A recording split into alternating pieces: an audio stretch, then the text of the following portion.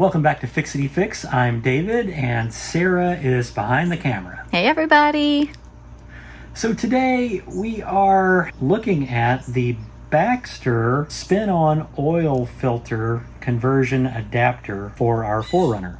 You're probably asking yourself, if you saw our video from a couple of weeks ago, converting from the plastic stock Toyota filter cartridge to the aluminum filter cartridge, why are we so soon making this new conversion? I was just wondering that. I thought you might be. That video got tons of views and comments, and thank you, Fixity Fix audience, for all that interest. To put it succinctly, in the comments, it's clear that Toyota 4Runner enthusiasts are polarized about whether making any switch from the plastic canister to any other canister makes sense at all. There are lots of people on the pro side of that argument and lots of people on the con side of that argument. You saw my reasoning about why, for us, it made sense to move to the aluminum cartridge housing, and I'm not taking it out because we were unhappy with it. I'm taking it out mostly out of curiosity that was built by reading all of the comments from that last video. Your comments led me down a rabbit hole of research about all kinds of different options. That's where I came across the Baxter Performance conversion adapter to convert from the canister type oil filter system to a spin-on oil filter system. This adapter makes the 4Runner engine compatible with standard spin-on oil filters. Do I like it? Does Sarah like it? Well, you're going to have to stick around to the end to find out what we really think of the Baxter conversion. Fixity Fix! Okay, fair disclosure, Baxter Performance provided me with this review unit when I reached out to them. I also had the opportunity to chat via email with Rick DeVleming. I hope I'm saying your name right, Rick, who's the Chief of Operations, and then talk on the phone with Kevin Baxter, the CEO of Baxter and also the inventor of this gadget here. Nonetheless, I will do my best to be objective in my assessment and observations. And Sarah is going to keep me very honest, right, Sarah? That's right. That's my job. If you're trying to decide for yourself, hopefully this video will be helpful, and also there are some good videos from Baxter and others linked on the Baxter Performance website. Worth a look. In the factory system, because of this downward orientation of the filter housing, oil stays in the filter. So when you start up an engine, you don't have to wait for the oil filter to fill up every time like you would if it was oriented to the side or in a lot of systems on top. Those applications, the Baxter system, like Jeeps and Subarus, is almost essential so that you have a less dry startup. It's less of an issue in the 4Runner. However, a little more oil does stay in the galleys of the engine with this particular setup so that you have a wetter or more lubricated start. The adapter will not affect oil pressure or oil flow with this particular oil filter. Any of the Wix 51348s, whether it's the 51348 standard or the XP, which gives you a little better filtration. You have to remove the stock skid plate venting deflector so that this extra clearance will fit, or you have to go with an aftermarket skid plate, which I strongly recommend anyway for ease of oil changes, and they're just cool. Now, if you have an aftermarket skid plate or you modify your factory skid plate, you can go with a larger oil filter if you're so inclined. All right, let's get ready to install this thing. And before we do, I'd like to ask you to consider giving this video a like, maybe even subscribing to the channel. That really helps us out. Let's get started. Here's what you're going to need to complete this job. You're going to need the Baxter adapter. In the 4Runner's case, the TS501BK. This unit appears to be impressively machined out of 6061 T6 billet aluminum and a Wix 51348 filter. You can get the XP filter for a little more filtration, but I want to make sure I have the same flow that Toyota designed, so we're going with the standard Wix. To remove the old filter cartridge housing, you're going to need the Toyota specific wrench and a 3/8 ratchet. We'll need to drain the existing canister filter housing before we pull it off. You can pull it off without draining it, that's fine. For the RCI skid plate, it takes a 5mm Allen wrench. And then to install the Baxter, it's a 1-inch deep well socket and a torque wrench set to 40 foot-pounds. You don't have to do an oil change to do this conversion. You can just pull the old filter cartridge housing off and replace it, but you will have to replace any oil that comes out of the old cartridge housing, and that's why I'm going to measure exactly how much comes out, and then of course refill it with fresh oil. Let's get this thing installed, see what we think. We go up in here, take off canister drain cover. This has got a little valve in it, so nothing much should come out just yet, just a little bit. Let me screw in our filter drain apparatus. I've got one end that I'm screwing in to the filter canister, and then the other end of the hose is down into this measured Pyrex. Gotta thread this all the way in first. And then this little guy screws down. When it opens the valve, it's gonna release oil from the canister. Since we're not going to do a full oil change, that's why I'm measuring exactly what comes out. I just changed the oil 2 weeks ago when we did this aluminum canister housing conversion. We just couldn't wait to try this adapter. All right, we'll let this drain for a while, measure exactly what comes out. So now I'm tired of waiting on this to fully drain, so we're going to go ahead and remove this old filter. Might be a little messier than it normally is when we pre-drain the filter and let it drain for a while, but that's all right. We want to get on with this thing. When I was talking about the filter drain, the cheaper filter drain that comes with the replacement cartridges is this little guy. It just shoves up into here, clicks in, and drains out the filter. If you're replacing your filter housing, there's really no need to buy that fancy drain hose that I've been using for 5 years. Next step is to remove the whole filter housing. You need the special Toyota wrench to do that, at least to do it neatly and relatively safely. Fits all the way on there, and this thing just screws out. The reason I replaced my plastic one was because it was swelling and changing shape, probably because the Toyota dealer who did the first couple of oil changes over-tightened the thing, but it got worse through a bunch of heat cycles. That's why I did the aluminum conversion. And here we are 2 weeks later, because we got curious and contacted Baxter. We're doing the whole spin-on filter conversion. Yeah, that's pretty neat, but it'd be a lot neater if we let this whole thing drain out first. Drains pretty slowly, still not too bad. This process is what a lot of people complain about with the Toyota system of the cartridge filters, because it's just a few extra steps. It can be a little bit messier. All right, we're going to make a note. 500 milliliters is what came out of this thing, so that's what's going to need to go back in to the car since we're not doing a full oil change. This is the paper filter element that gets replaced in the stock oil change. It just pops right out, and then you replace it with a new one and also replace the O-rings. One of the things that is likable about this process is you can see the filter medium when it comes out, and you can tell whether there are chunks of soot or chunks of engine or Tinkerbell glitter indicating problems with the engine in these really easily. So that's something that you're giving up to some extent when you do this conversion. Throwing things around. I think I might have gotten that on camera. See how resentful I can get about recycling? It's still a good idea to recycle the old oil. This is the 500 milliliters that came out of the filter housing. Just going to let all that drain into our recycling container. So let's do a weight comparison here. The factory system, this will be a little off because I've moved the taller standpipe from the plastic one to the aluminum one. 248 grams for the plastic one with a new filter.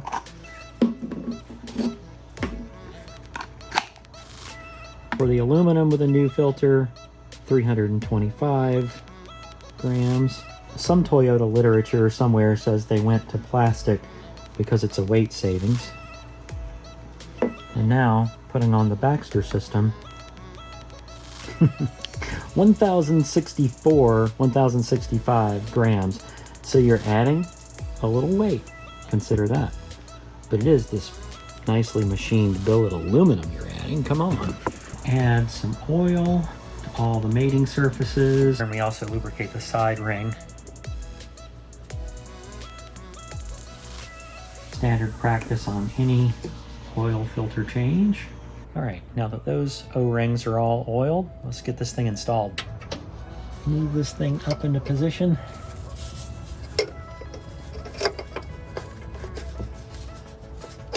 And it threads in until it contacts.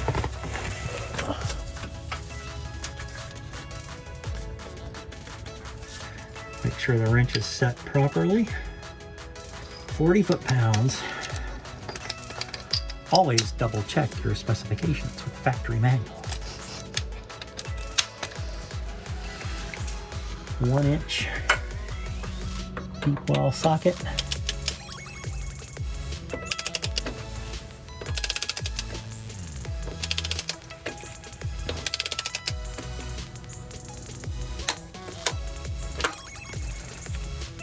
That's installed.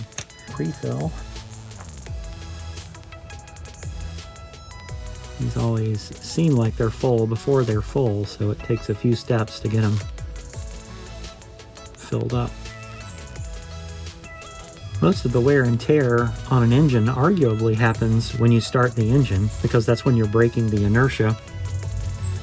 And that's when your engine is also driest, and that's where things like flowback prevention are helpful with engine longevity.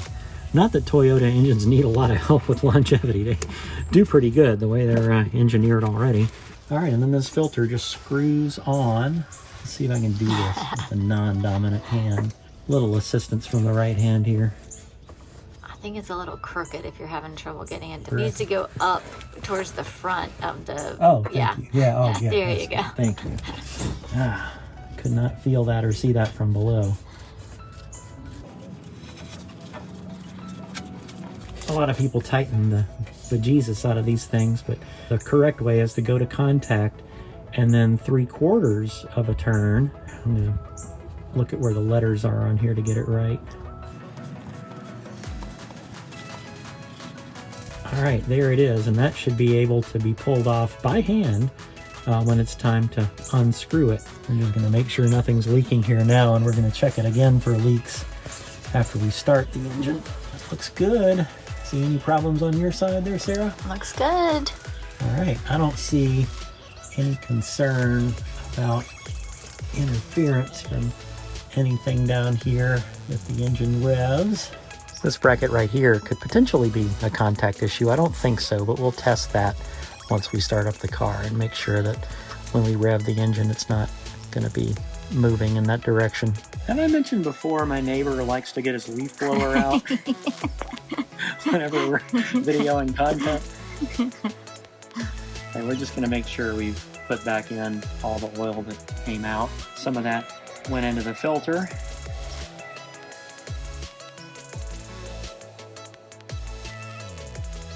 And there it is.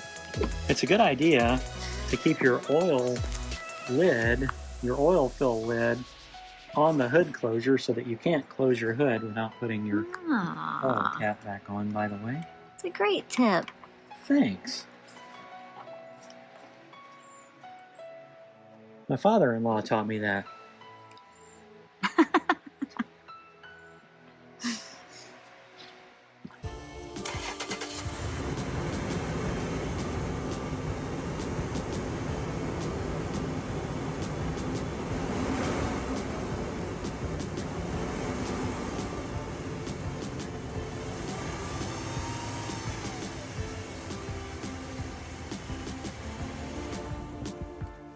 No leaks, and you'll notice that Sarah revved the engine a number of times just to make sure that we had plenty of clearance here, and I'm satisfied with that clearance. So it looks like a solid install.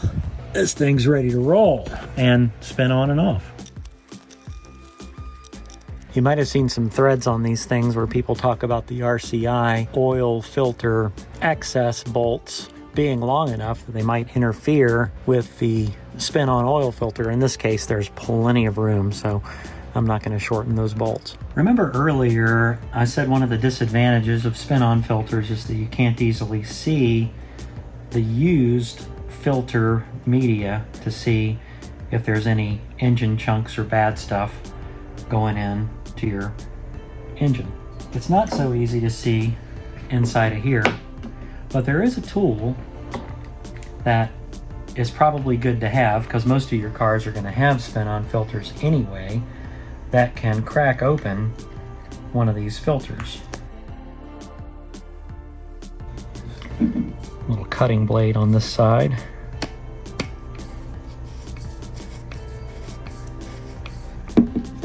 Tighten it just like you're cutting a copper pipe.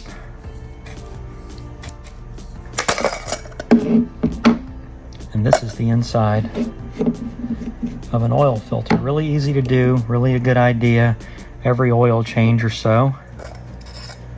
And that is the filter medium inside of here, so you can pop this open when it's done. I'm sacrificing a new filter, but you can see your flow modulators here, and of course the spring is built into the filter. This little unit presses up against the top here. So a nice gadget to have. We'll leave a link in the description if you want to get yourself one of these things. It's become one of my favorite tools in the workshop. You get a little bit smaller of a filter cross section here with the spin-on filters. That doesn't concern me all that much, and you could just go with a longer filter if that was something you were concerned with. All right, let's talk pros of the Baxter system. One of the main pros that I see is that it simplifies and standardizes the oil filter change process. It also makes filter changes relatively toolless. You might need a filter wrench of some sort if you've really just hogged down your last filter on there, but generally those, if they're put on correctly, can be removed by hand and put on by hand. And it also saves time. The Baxter system also is said to keep more oil in the engine galleys for a more lubricated startup, and that can make a difference at a time when your engine's most vulnerable. Some of the cons. Well, the Toyota system works just fine. You might or might not have to replace this cartridge every now and then. In our case, we did. You can't see the filter media very easily in a regular oil filter unless you have one of these tools. It adds a little bit of weight. It looks like it nearly triples the weight, in fact. That's not a huge deal, especially in a 4x4, but it's something to know. The clearances are a little bit tighter, so that's something to think about in your installation process, but it seems to be fine in our 4Runner. You're also losing the ability to pre-drain the filter housing before changing the filter, and it results in more trash to throw away when you're done with an oil filter. And now for the moment you've all been waiting for. Knowing what I know now, would I buy this thing and perform this modification on our 4Runner? All right, I'll say this. It's expensive at about $270 at the time this video was filmed. It's also not a necessity. The Toyota system works just fine, and those engines are legendary for reliability and longevity.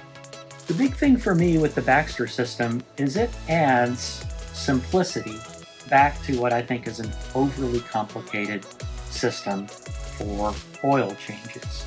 It also adds speed and standardization. In fact, this Wix 51348 filter here is the same filter we use on our Mazda 3, Sarah's daily driver.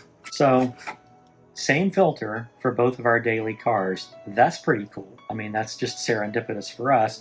But if you have a Mazda in your fleet, you get to use the same filter, so it's a lot cheaper. It was about $6.50 or so per filter when I bought them in bulk, this 12-pack. Like beer, these filters are cheaper by the 12-pack. They're about $7.75 per filter from Amazon individually. So buying this bulk pack, you save about $1 a piece. Does it fit on most vehicles? No, it'll probably fit on a lot of vehicles. A lot of Mazdas, a lot of Toyotas that use spin-on filters are going to use this specific filter. So Mazdas, Toyotas, there may be others. Hit me up in the comments if this is something that you use on your other cars. That would be good to know. I like tinkering and tweaking, and this is a fun mod. Now, I would say if I were in the situation of having to replace the stock oil canister housing, I'd skip over the aluminum and go straight to the Baxter system. That would be a no-brainer. Not that these things are that expensive, and the Baxter is, but if you're in for a penny, you're in for a pound in that case. So for me, that would be a no-brainer. Now, would I do this conversion if we had just bought the 4Runner and I was doing my first oil change? Heck yeah. You mentioned that it like keeps the oil down in it, but Toyota does that anyway. What if you had a car that doesn't do that anyway? Would this lead to that? Yeah. Two things on that. And this is, I had an extensive discussion with Kevin Baxter, the CEO, about this, because I was asking, since this filter is oriented this way and stays full anyway, does this system really give you anything? So absolutely yes. On a system like a Jeep or a Subaru or other systems like our old Porsche, where the filter sits like that, the filter just naturally will drain out unless the filter's got built-in outflow prevention. So the Baxter system, I think, is a necessity for cars like Subarus and Jeeps that have oil filters that are oriented that way. For the Toyota application, for the 4Runner application where it sits down like this, Kevin Baxter did say that the way it's designed, it does keep more oil above the filter available for the engine. So it does mean that you have less time in dry startup mode. And I think that's plausible. So for me, I think it is going to add a little bit of longevity to the engine. And I think the price trade-off, the slightly smaller filter area trade-off, any of those trade-offs are probably offset by the simplicity, by the standardization, and also by the potential longevity gains for the engine. Sarah, let's just say you went out and bought a 4Runner today as your daily. Would you do this mod? Heck yeah. Oh, there we go. All right, you get a full recommendation from the whole Fixity Fix crew here. Thank you for watching. Thanks again to our sponsor for this video, Baxter Performance, and we hope that you will join us next time. To put it succinctly, Toyota 4Runner owners are polarized. Wait.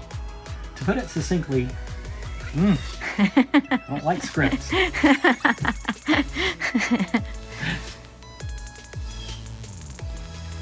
To put it This is fun.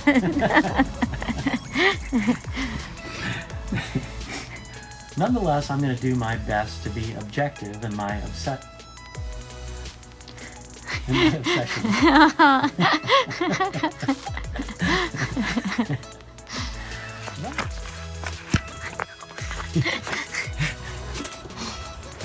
It adds a little bit of extra weight, but then again, so does that big gulp you're drinking while you're watching this. And give me those Cheetos!